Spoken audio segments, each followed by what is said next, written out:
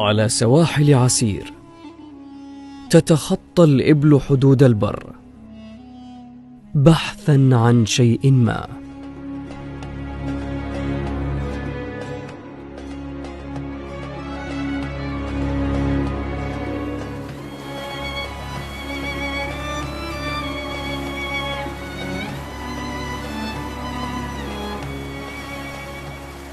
تلك هي الطريقة لوصول الإبل إلى غذائها المفضل،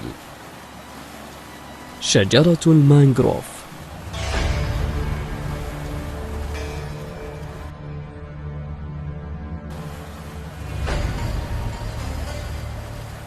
تستطيع الإبل أن تقطع 3 كيلومترات سباحة للوصول للمانغروف، حيث ينمو المانغروف في المستنقعات ذات المياه المالحة والحلوة، كما ينمو كذلك قرب شواطئ البحار.